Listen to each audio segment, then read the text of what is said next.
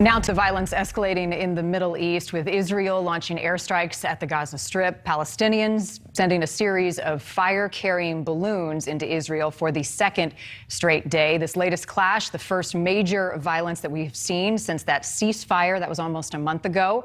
NewsNation correspondent Allison Harris joins us live tonight with the very latest on this story from Washington. Allison. Well, Marnie, there are strikes and counterstrikes again flying between Israel and Hamas less than a month after a ceasefire was reached. These latest attacks are seen as a test of the new leadership in Israel. All eyes are watching to see how the new prime minister responds. Israeli airstrikes hit Gaza overnight in response to Palestinians launching incendiary balloons carrying fire across the border and into Israel. Well, the problem with the Middle East is that a little spark can always explode into a brush fire overnight. The attacks testing the ceasefire between Israel and Hamas, brokered by Egypt last month after 11 days of deadly rocket fire and fighting that left more than 250 Palestinians and 13 Israelis dead. The violence comes a day after right-wing Israelis carried flags marching through contested parts of Jerusalem. And we're not going to let any terror organization, any Arabs, any Rashida Tlaib or any other person in the world stop us from doing so. Palestinians seeing the parade as provocation, staging a counter-protest in which more than 30 Palestinians were reportedly injured. This escalation happening as a new prime minister takes power in Israel, pushing Benjamin Netanyahu out of power for the first time in 12 years. Prime Minister Naftali Bennett is tasked with keeping a delicate coalition intact. Experts see the Hamas attacks as an incitement. Coming on the heels of a brand new Israeli government, it can be seen as a test of who is Naftali Bennett. What's he going to be like? Hamas notably now firing softer blows in comparison to May, sending balloons instead of rockets. Launching rockets indiscriminately into civilian areas just after a new Israeli government is installed that has Arab Israelis in it and centrist Israelis in it is not a good look for Hamas in the public realm. So maybe they're trying different tactics. And last month, that conflict in the Middle East led to pro-Palestinian protests in New York City and an increase in anti-Semitic acts here in the U.S. The expert that we spoke with today, a former Deputy Assistant Secretary of State, says that Israel will not want these attacks to continue, but Israel also has a mantra that no attack goes unanswered. Marnie? Allison Harris in D.C. tonight. Allison, thank you. I want to bring in Politico's Pentagon reporter Lara Seligman now. Appreciate your time tonight. I want to pick up where Allison left off and the notion that in Israel, no attack goes unpunished. Roll this forward for us. What happens next?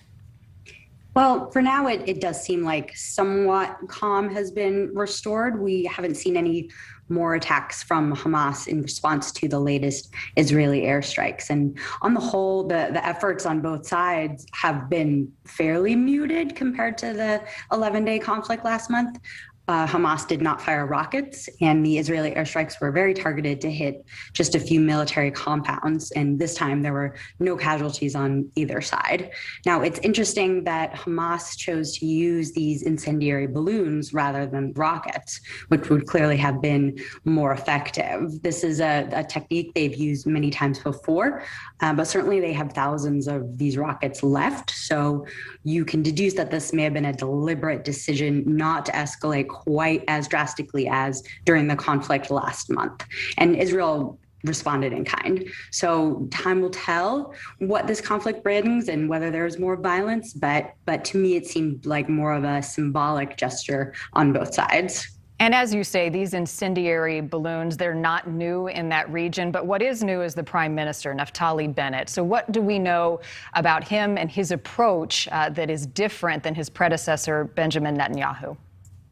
So yes, that's a great point. This latest violence is the first test really for Israel's new government, which took office Sunday. The new prime minister is a right-wing nationalist who supports annexing the West Bank and other hardline policies, similar to the way that Prime Minister Netanyahu had swung in recent years. But Bennett's party only won 6 seats in parliament, so he has a very fragile hold on power right now. He is leading this coalition of 8 different parties that span the entire spectrum of Israeli politics, including more moderate parties and Arab Israelis as well. And that all came together with the one single aim, it seems, of ousting Netanyahu. So while Bennett is hardline, it's unlikely that he will put any of these policies into practice anytime soon for fear that the coalition may unravel. And by contrast, he has said he will focus on internal Israeli politics, such as passing a budget. On the other hand, it is unlikely that on his watch there will be any progress made in the Palestinian peace talks. So again, we'll have to see. Less than 30 seconds left. What's the White House saying? How are they responding? Because our attention for the last week has been on Geneva and the G7. Well, it's important to say that the Biden team did take some diplomatic steps behind the scenes during the 11-day conflict last month, along with the Egyptians, to push both sides to a ceasefire. But on the whole, Biden's policy toward the Israeli-Palestinian conflict so far seems to be to stay out of it in the public domain as much as possible. And I think they're continuing that trend. I mean, we haven't really seen Biden say much about it, although they're certainly in touch with the new Israeli government. For instance, Defense Secretary Austin spoke just yesterday with his Israeli counterpart about the conflict and what the U.S. can do to support Israel. But I think that the Biden administration is in a bit of a bind here. The relationship has been tense with Israel in recent months with Prime Minister Netanyahu, just because he strongly opposes rejoining the Iran nuclear deal, which Biden is pursuing. So this is really an opportunity with this new government for a fresh start for the new prime minister to forge a new relationship with Biden and the U.S. administration. All right. Well, as you say, quiet for now. We'll take that as it stands, but continue to follow it very closely. Lara Seligman, Politico's Pentagon reporter, thanks for your time tonight. Thanks for having me.